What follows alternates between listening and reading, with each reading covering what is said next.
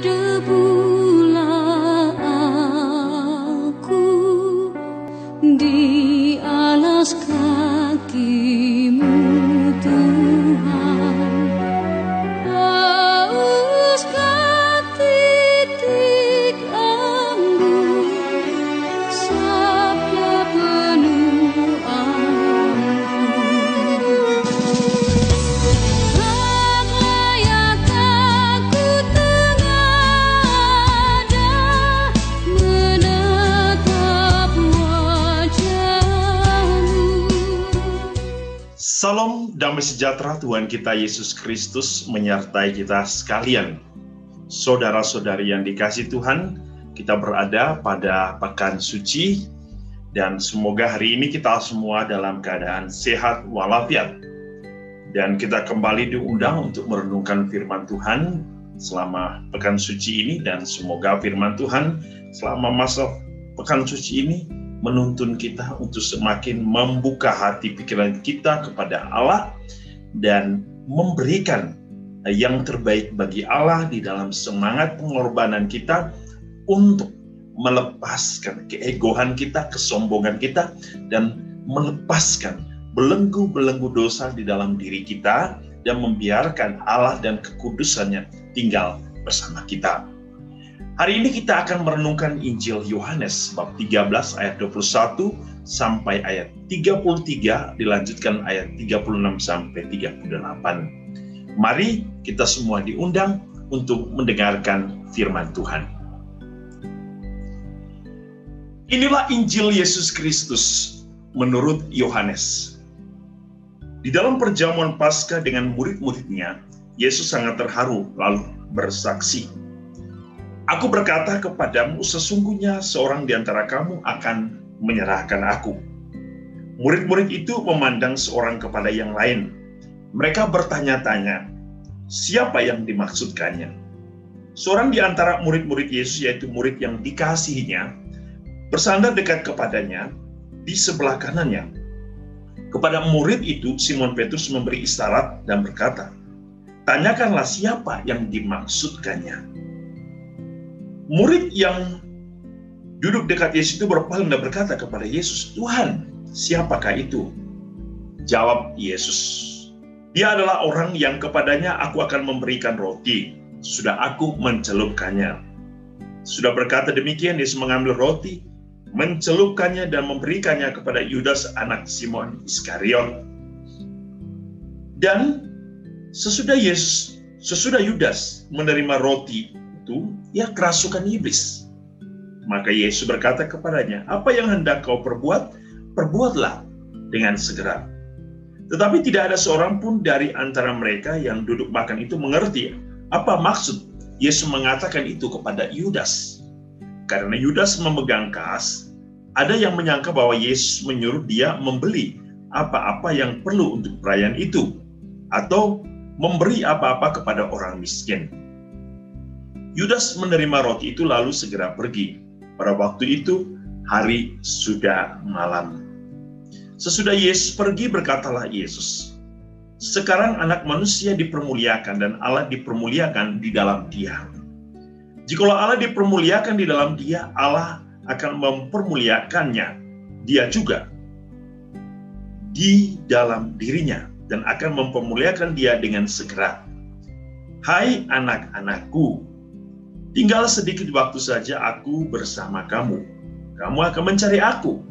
Dan seperti telah kukatakan kepada orang-orang Yahudi, ke tempat aku pergi tidak mungkin kamu datang.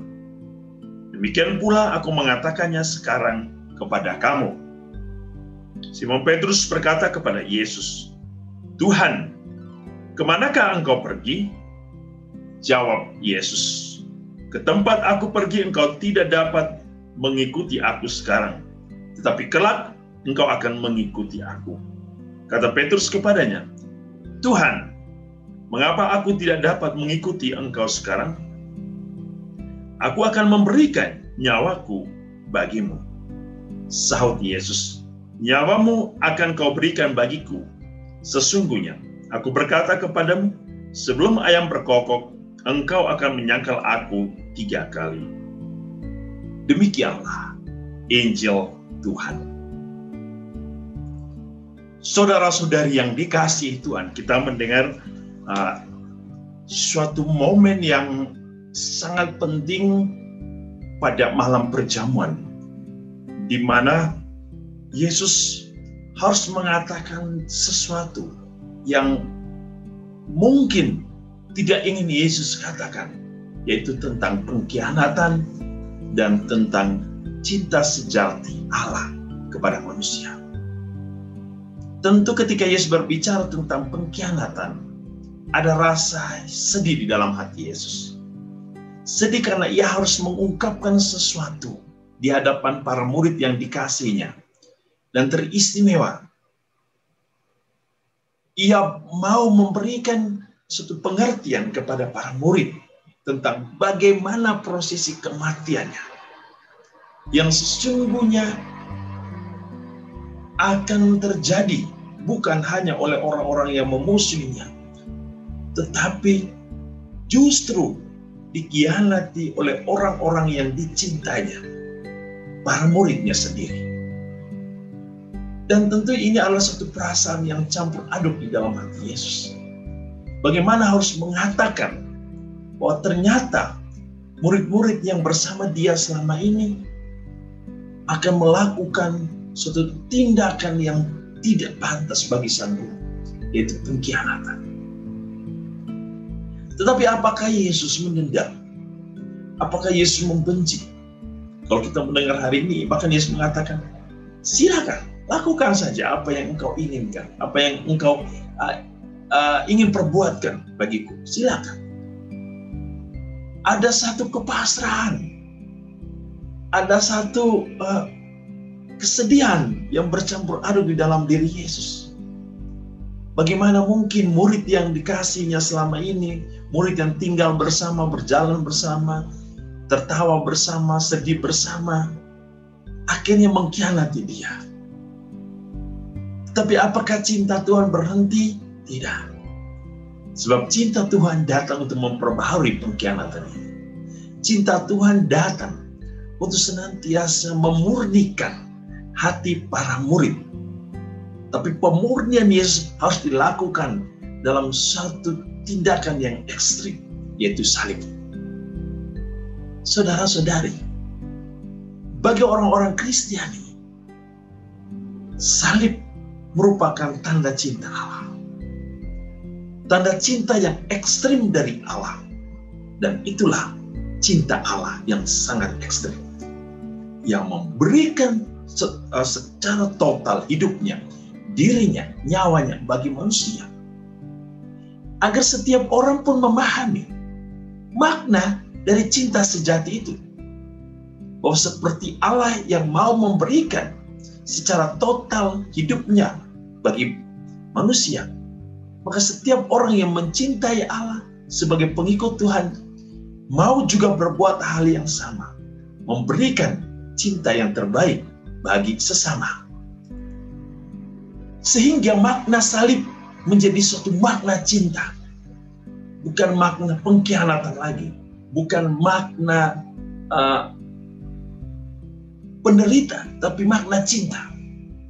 Oleh karena itu Yesus berkata kepada kita hari ini bahwa sesungguhnya yang dibutuhkan dari sikap seorang murid adalah sikap berkorban. Berkorban untuk taat, berkorban untuk setia, berkorban untuk mendengarkan, berkorban untuk melakukan apa yang menjadi keinginan Allah.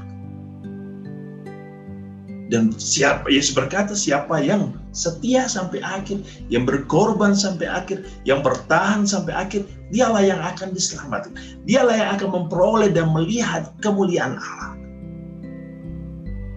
Oleh karena itu saudara-saudari, dalam kehidupan iman kita, hindarilah cara-cara hidup iman yang tidak layak dan tidak pantas.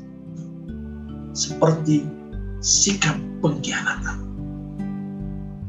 Berkhianat kepada Yesus adalah suatu kesalahan terbesar dalam hidup seorang pengikut Kristus. Oleh karena itu berhati-hatilah. Karena ungkapan kesetiaan, janji kita kepada Allah itu harus terus-menerus diperbaharui dan dibuktikan. Dan itu harus berjalan sampai akhir. Oleh karena itu pemurnian diri itu penting. Pemurnian pikiran, hati, dan jiwa kita kepada Allah itu harus terus dilakukan. Dalam semangat kesetiaan dan ketaatan dengan sikap rela berkorban.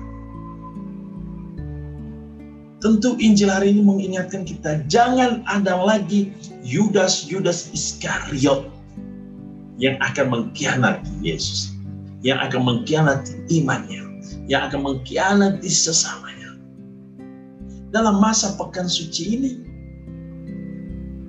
kita dipanggil untuk memperbaharui itu, kesetiaan kita, ketaatan kita kepada Allah, agar kita bisa sampai berjalan bersama Tuhan Yesus ke puncak kemuliaan, puncak cinta yang sejati. Mungkin saat ini kita tidak akan berjalan ke puncak Golgota, sebab yang dipanggil Yesus hari ini adalah agar setiap orang berjalan menuju puncak keselamatan, yaitu tanah surga. Dan itulah tempat di mana kita akan mengalami suatu kehidupan baru. Oleh karena itu, mari kita persiapkan hati kita, jiwa kita, budi kita, diri kita untuk perayaan Paskah yang meriah, dan semoga pada perayaan Pekan Suci ini kita diberikan kekuatan untuk semakin dekat dengan Allah di dalam cinta yang sejati, cinta yang berkorban, cinta yang memberikan hidup kita bagi Allah. Tuhan memberkati kita dalam seluruh karya dan hidup iman kita. Dalam nama Bapa dan Putra dan Roh Kudus. Amin.